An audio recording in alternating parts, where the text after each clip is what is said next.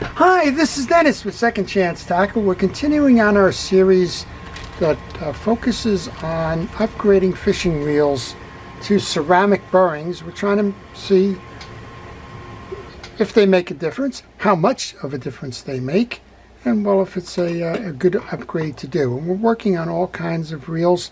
The first one in the series was an Abu Ambassador, a C4 version, which is a relatively new version of the reel. We'll be working on modern reels, and we're going to look at some classics as well. And today we're going to focus on one of those classics. This is a Penn Spinfisher. It's the Spinfisher 750SS. So this one's been around a long time, and by long, well, read into that it was made before ceramic bearings were introduced into the fishing reel marketplace, and before they gained popularity. Now this one's a pretty smooth working reel.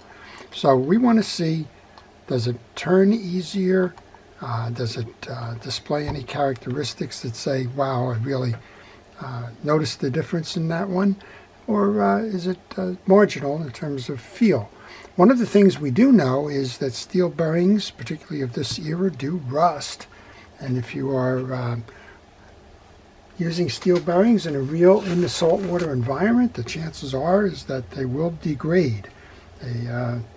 They will pit, they will lose their edge in terms of performance, and well, that makes it a little bit harder to reel and a little bit noisier as well. Well, this one doesn't have the classic bearing noise, so it'll be a good indication to look at to say, even when you're keeping your reels in very good condition, is there a benefit to be gained from moving over to those? Well, there are 3 ceramic bearings, as I mentioned. These are from Boca Bearing.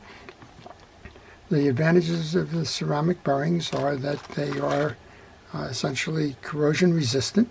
They have ceramics inside of stainless steel races, and inside those races they have ceramic balls. On the outside you have rubber seals, which help with limiting water intrusion into the reel. And well, put those 3 together and it says for big reels, particularly in salt water, there should be an advantage there. Alright, we're going to start by taking off the exterior pieces and parts. I've just removed the spool by removing the adjuster or tensioner knob. And while I take these off, I want to encourage you to subscribe to my channel. My channel focuses on everything. This is a series we're looking at hybrid ceramic bearings. The hybrid being that it's both stainless steel and ceramics.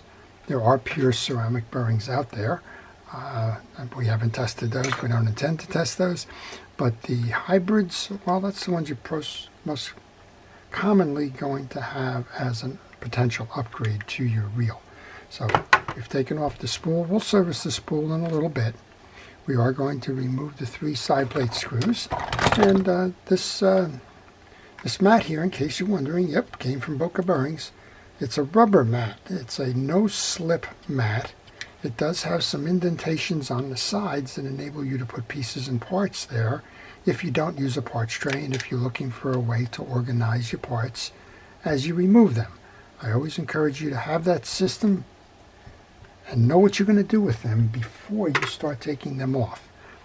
My personal preference is to use a parts tray, but there are a lot of different ways to organize, and if you want to use the side slots on this mat, that's a wonderful thing. This mat is a rubber mat, non-slip. You can use it on a kitchen or a dining room table. You can use it on a desk. You can use it on a temporary table you may set up. The big advantage there is it's not going to slip. The other advantage is when you bounce something, well, it just doesn't bounce very far, where the traditional wood one that I use underneath, well, sometimes they set Olympic records in terms of the high jump when they bounce off of there. Okay, we've removed the 3 side plate screws. We're going to pull out the case, and you can see, among other things, this reel hasn't been serviced in quite some time, so we'll take you through the full service, and we're going to change out those bearings. And interesting that these reels are so strong that even with a lot of dried grease and debris in here, you do wind up with a decent performance in the reel. But this is an indication that the reel has not been serviced, and if you have the steel bearings, depending on what the previous owner did or what you did before you put it into storage or stopped using it. Well, if you put it in there with water and steel are not friends, and well, very easily those things can and do rust. Now, even with an overload of grease in that, gravity does tend to work. So if you stored it this way, well, the grease and everything would flow to the bottom, rust would set it on top. These are bearings that come out from the external shield side of this. Just going to use my little pliers here. There's ridges you can grab with your pliers. Turn the case, don't turn the pliers, just to break it to the point where you can remove it by hand. Okay, you can see that they should match up. Before I go much further, I want to make sure that they definitely match up. I don't want to start the project and then find out I don't have the correct bearings. Now, I talked with Daniela down there. I'm sure these are the right bearings, but it doesn't hurt to give it a try ahead of time.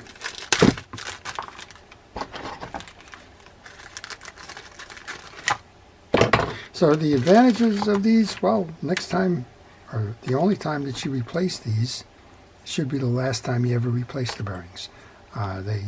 Because they don't rust, they don't need oil, and well, if you have a bearing that is like this with the metal shield, it's going to let in a lot of water. You need to clean these, you need to oil them, and preserve them, if you will.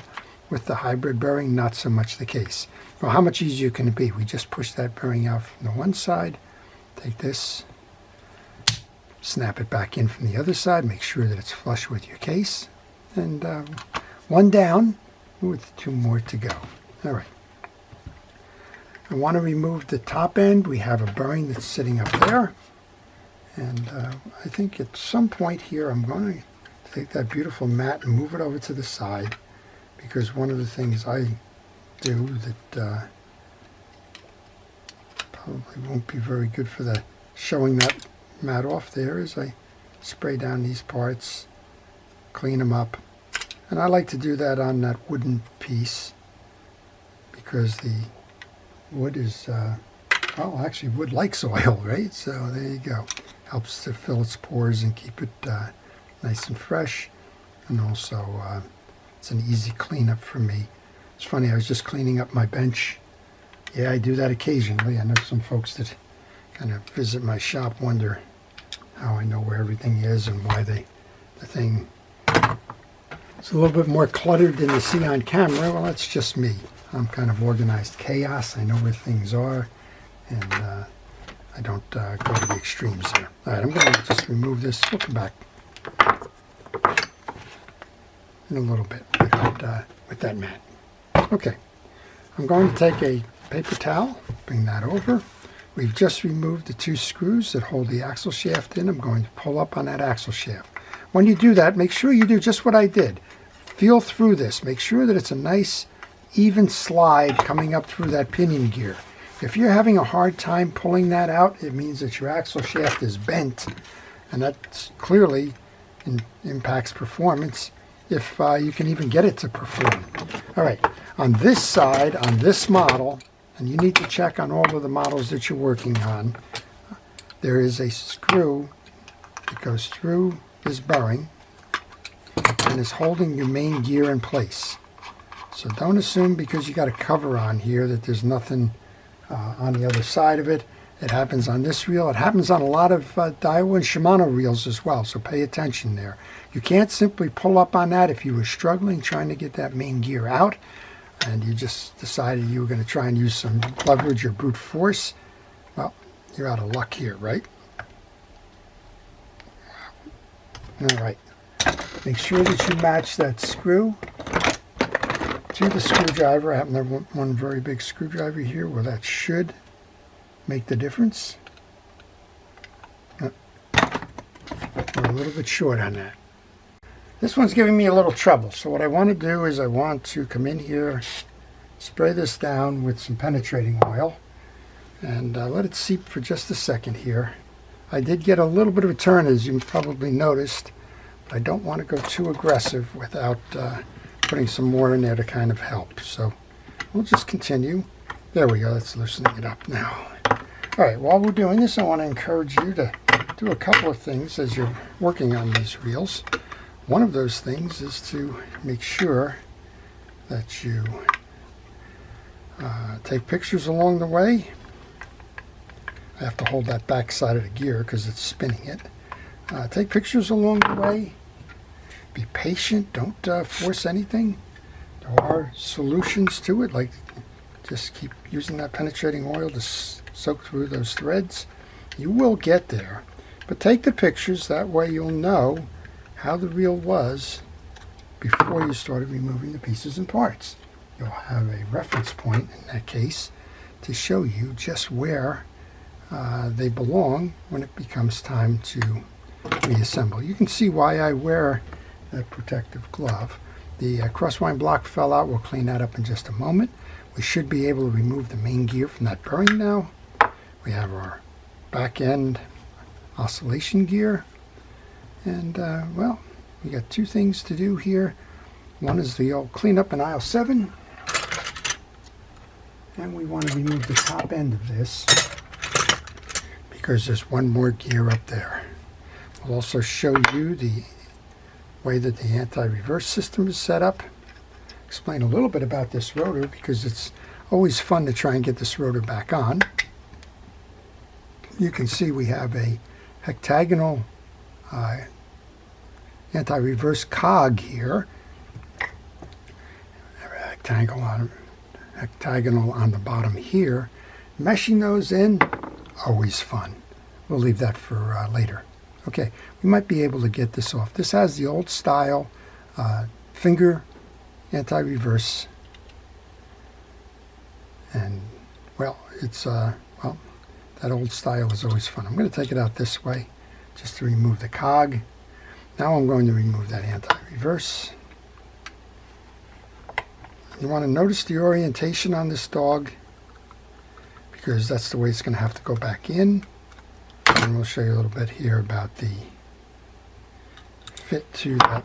So let's say you just were flipping this around, got bounced, you don't know how it is. You do know that your dog belongs in this direction. In this case, that doesn't stop anything. That's the bottom. You want to split the forks on the dog. You want to do that carefully because these dogs aren't available any longer. That's the way it's going to stop it. So we'll put that right into the parts tray there. I'm going to put that screw right in the middle of it. Okay, we're going to do a little bit of cleanup, or start the cleanup. Again, this is why I'm probably not on the mat at the moment. I'm sure you can probably clean that mat off. But again, if you're working on your kitchen or your dining room table or your workbench or something else, you know it's going to get messy. You may want to move where you're doing this, or at least protect yourself. Put some stuff underneath or what have you to ensure that you don't transfer the greases and oils to a prized possession. In my case, Cons was nice enough to make this board for me quite some time ago, and it's worked out very well for me, and it does protect my main bench underneath. Now, anybody who looks at my main bench underneath is going to wonder what it's protecting. It's an old butcher block kind of a bench, came out of a machine shop. Somebody no longer was machining, and well, it's got a lot of old grease in that from that shop. So, but why make matters worse? Okay, we're just going to put this in, and we're going to stop this for a moment. I think I hear a phone ringing. Well, that's a prime example of why you should take pictures along the way. Disruptions happen. All right, we just get back on track here. We're going to clean up the parts. It was actually advantageous that it rang there because that allowed this penetrating oil to seep in, and then enables me to clean this off. And again, I don't want to get something like that on that mat. I'm sure that Danielle over at Boca, or Jason, will tell me it's fine, but personal preferences. Okay, that one's done. Put that into my box. Got this one. I'm going to use a cleaner. Thanks again to Bill. Bill sent these in to me. I guess he bought a lifetime supply and then some, and decided, well, I needed a lifetime supply and then some as well. So it's amazing how much you can go through in terms of cleaning supplies and the like. We're going to do a feature on part of my setting up reel service as a business and talk a little bit about pricing. And there's all kinds of considerations in pricing. One of them is what kind of supplies are you using and what kind of supplies are you charging as part of your service, because it does add up. When you look at it there, you're using cleaning supplies, you're using oils and lubricants, using all kinds of things that maybe you're not considering. Here's one right in my hand here with paper towels. You go through them. So we'll be doing that one probably in about a week or so, so stay tuned if you've been watching that series. If you've been enjoying it, I hope you've been enjoying it. But if you do, well, there's going to be a couple more of these as well. Next one up is going to be one on advanced tools, and we're actually going to show that mat in the next one.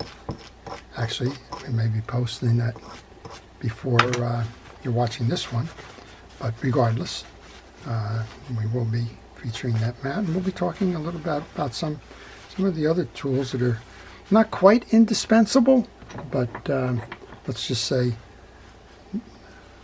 they have their purpose and function, and well, if you get used to them, maybe it is a little bit hard to live without them, but we'll let you build in anticipation of that.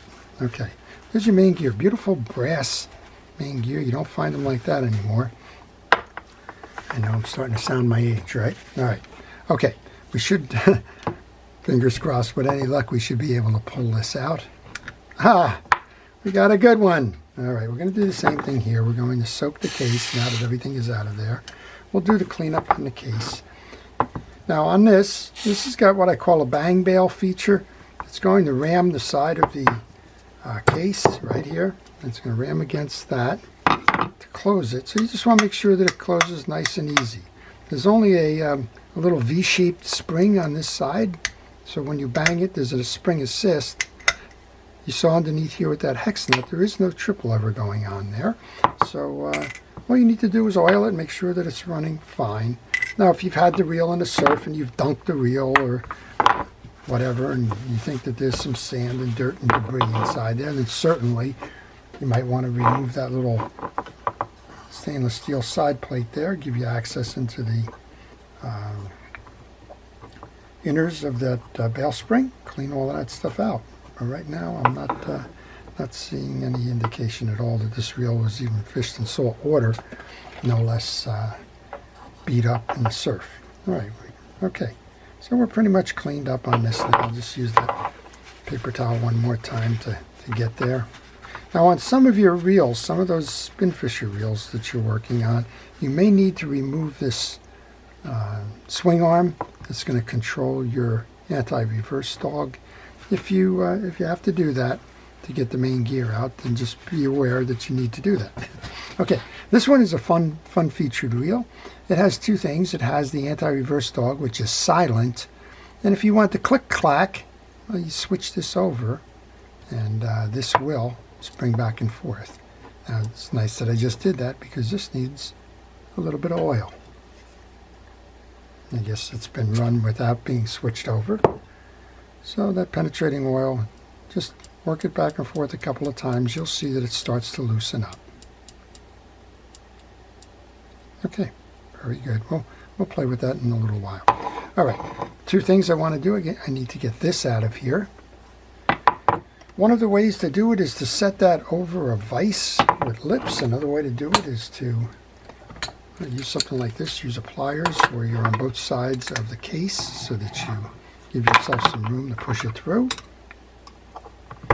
And then you can just start pushing it through, just like we did on the other one. We're a little bit through there, and just bring that out. Before I put that other one in, same thing. Let's wipe that case off. All right. I think we're done with the cleaning. We can take the second bearing, bring that into this side. Now you're noticing I'm not oiling it. I'm going to run these bearings dry. Ceramic bearings can be run dry. That's the fastest way that they're going to run. And I just got a note in from a fellow who watched the one, Why Upgrade Your Reel to Ceramic Bearings. He said he's having trouble with backlash. The darn things are so fast that he can't control the spool with the 2 brakes that are on there on an Ambassador. And just a word of caution. And while we had a little bit of a conversation there, one of the things that you can do to slow down the bearings, if you really want to do that, you can slow those bearings down by putting a drop of oil onto the bearing itself. And you can get your oils in a couple of different places. If you're buying your bearings from Boca Bearing and you think that you're going to want to use that right out of the place, well, they have a product. I haven't started with it yet. It's called Lightning Lube High-Speed Oil, and it's something that you could use if you anticipate that being a problem. Okay, let's just set these off to the side. We have one more bearing that we're going to put on. That goes on to here. Before I do that, I want to use fishing wheel greases. I'm going to use Penn Precision wheel grease. We're going to grease the shaft, and we're going to grease the teeth of the pinion gear. Well, you're noticing I'm mentioning Boca Bearing quite a bit. I want to thank them. They've been kind enough to help me along on this project, and well, they are supplying the bearings. So thank you to the team over there. Okay, new bearing. There's a collar here. That's going to be where your ratchet rides for your anti-reverse dog. Next up is to put the hold fast, or the clamp, or the collar. Love the way that our language has so many different things to call the same part. I'm going to use a screw starter here. This gives me in little screws generally don't play well together. Just get them started. Don't bring them all the way down. This is a split blade, and if you start torquing down on the screws with that split blade, you may knock it out of alignment, kind of ruin the way that the tool operates. So give it a start. You know, shouting out to everybody, Dick over in Pennsylvania actually sent that in to me. I guess he couldn't stand watching me on the video struggle dropping these small screws everywhere.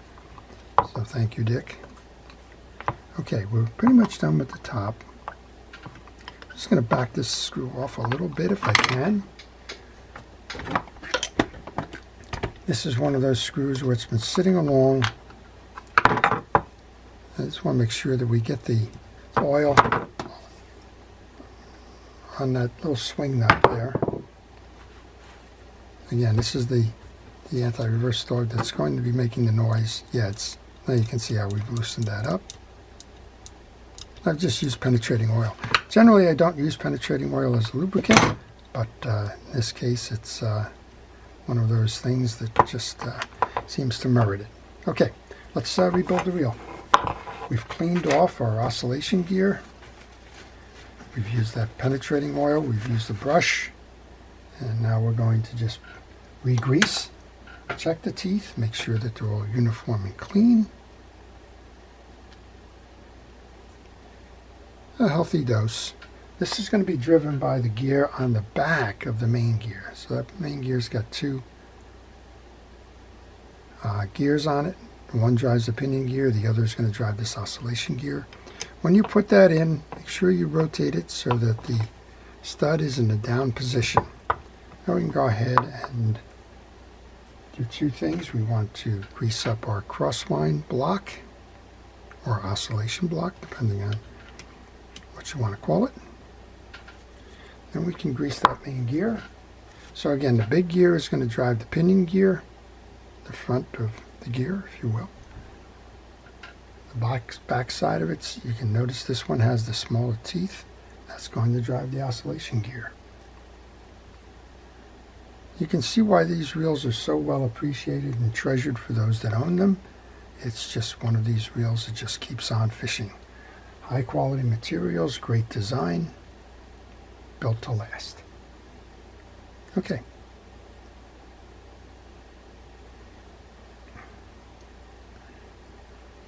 All right, that's pretty well buttered up there.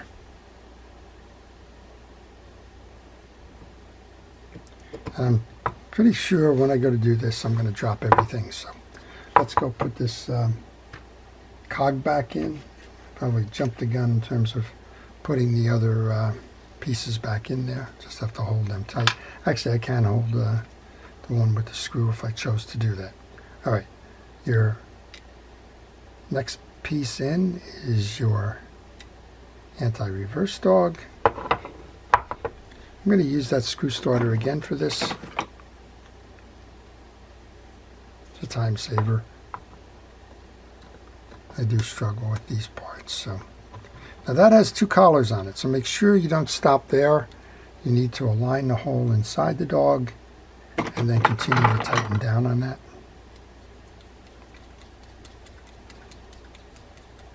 There you go. Here's the fun one. You need to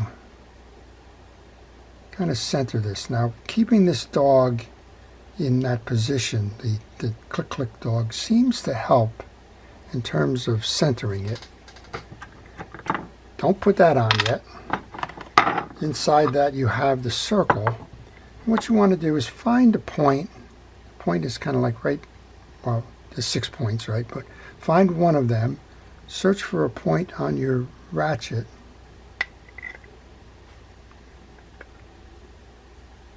And if I got that right the first time, it's just dumb luck. But I think I just got dumb lucky. All right, now you can put your holdfast on. You have to do that a couple of times to appreciate that it doesn't always work out that way. All right. Next up then is the rotor nut. I haven't dropped everything out of the side. Usually that stuff falls out about now. Tighten this down. And you'll know that you have your rotor set properly if the lip of the skirted spool is even or even a little bit below the base of the case there. All right, nice click click. I'm hearing that guy. All right, let's put our screw in to hold your main gear on this side and to hold that bearing in.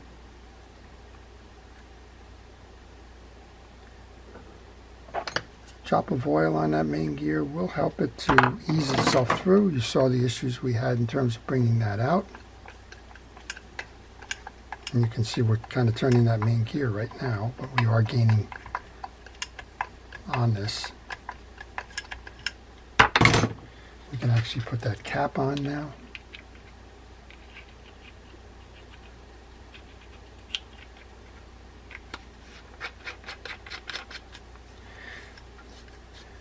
I like to hand tighten it. For some reason that one was over tightened, so go with that. Okay, axle shaft is next. Light coating of grease. Find your notch in your axle shaft. That's going to face out. And then align that axle shaft notch with your crosswind block or oscillation gear block. Your metal piece goes in next. And align that. And here comes that screw starter again. So yes, I do use that a lot.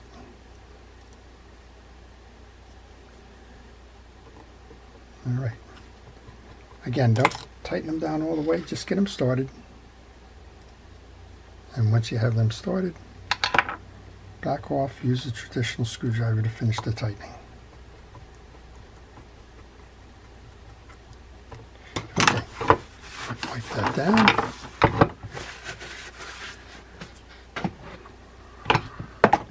Like you can bring your mat back. I think that gives good contrast in terms of the picture. All right, a little bit of grease onto the inner race here where that bearing is going to go. The rest of it, if you put it on there, it doesn't do anything. It won't hurt anything, but it won't help anything either. May keep a little tarnish off of it. Here's our bearing and side plate here. Make sure that your side plate goes on nice and tight, free and easy. We have 3 screws that hold that side plate in place. And I'm really anxious to see the difference this can make in using that ceramic bearing.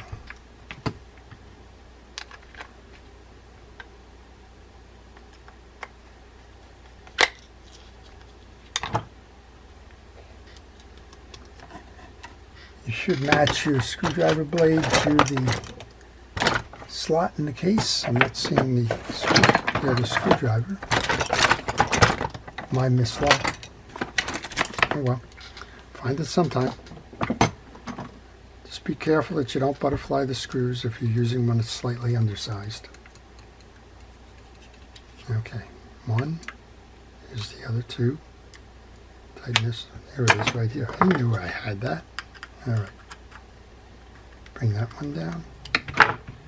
Now normally there is a felt washer in here. I'm not seeing that.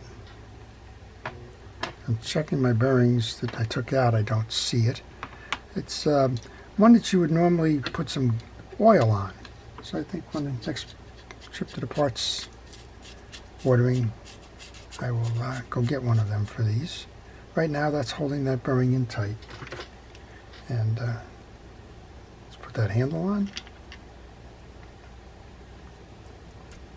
Now I'm told these rubber seals do not contact the race, which is one of the reasons why these things... Oh, there we go. I found it.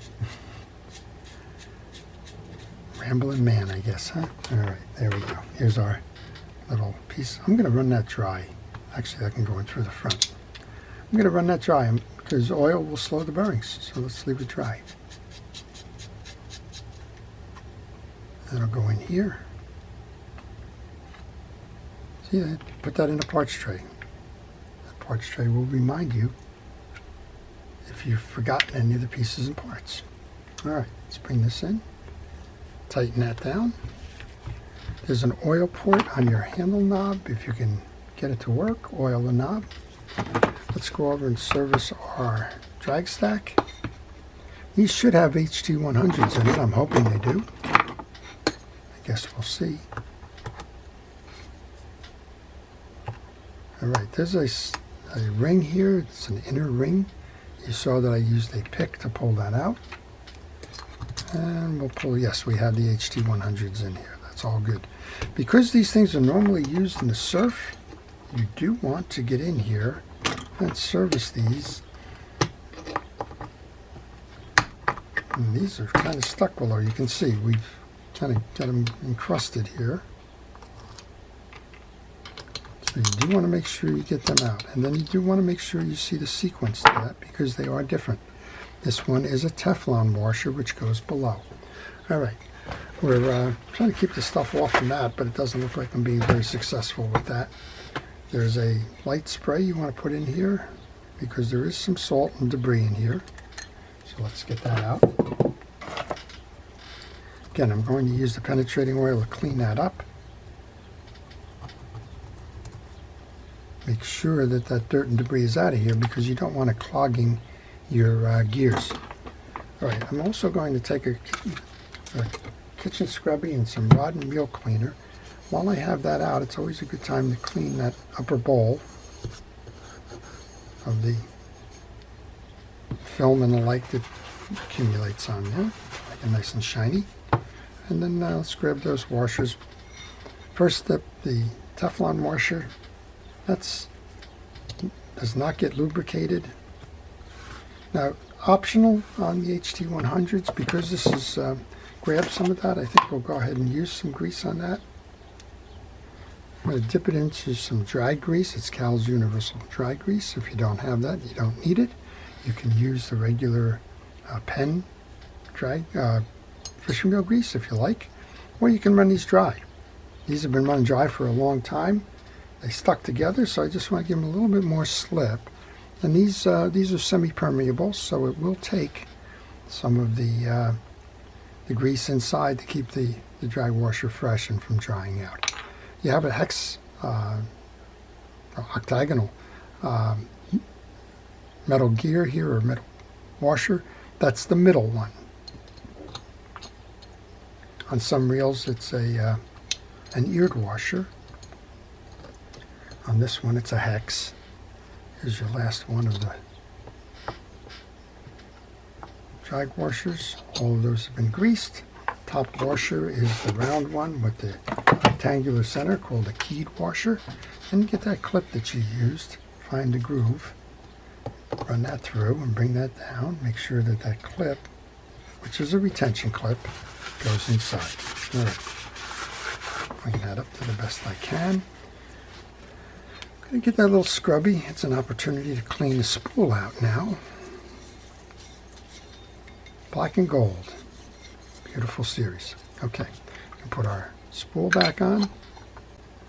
Spool is on. Let's take a moment here to clean that button. If you have a Penn Spinfisher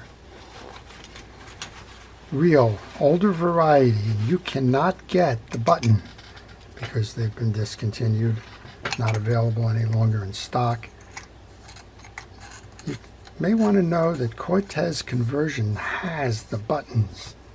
They are not cheap, but they have remanufactured them. So if you need one, you'll know that they're available. Okay. We'll tighten that down, make sure that we're holding. We're not, which means that that top washer is not seated properly. Let's go back and make sure we do that.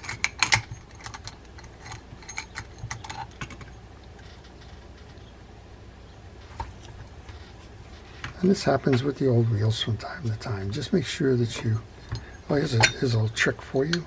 If you're not seating them properly, turn the spool upside down and you can get them aligned this way. Then you can bring them back over the other side.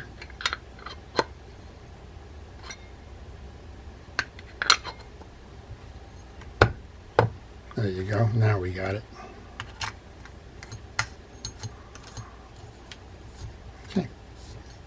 Okay, let's get the glove off. Let's do a final test here. See what's going on. So we showed you a classic reel. This is the Penn Spinfisher 750SS. SS means skirted spool, which means the spool is coming over the rotor. That's the way most reels are designed today. The early versions of the reel had a cup where the spool sat inside of the cup. So this was the generation that changed that by going to what's called the skirted spool. We took this reel completely apart.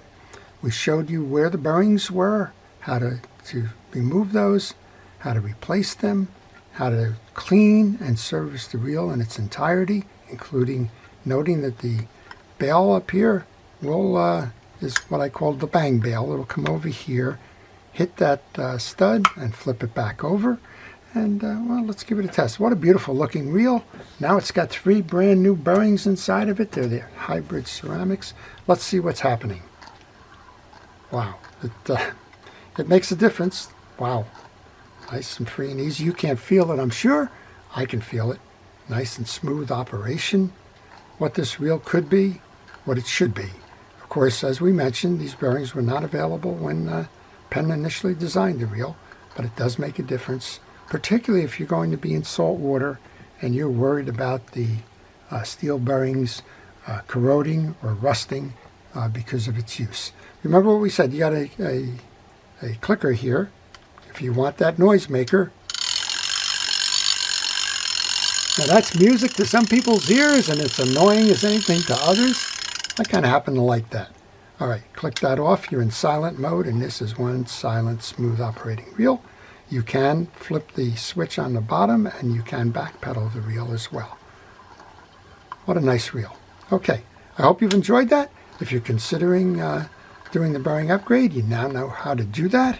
And, well, you also know how to tune up this reel in case you owned one, and it's time for its service.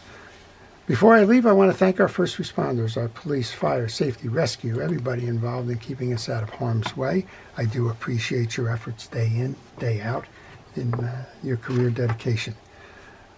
I want to thank you for viewing. If you're still around, please consider subscribing to the channel. We're going to continue this series. We're going to be putting these on some old bait casters, some new bait casters, all kinds of reels. And, well, we'll see, just like this one, what kind of a difference it makes. On the bait casting reels, there's one more advantage to it. It will help your spool spin freer and easier. Of course, this is a fixed spool, so that's not going to advantage you there, but it certainly advantages you in the effort it takes to turn the handle, retrieve the line. This is Dennis with Second Chance Tackle, wishing everybody a great day.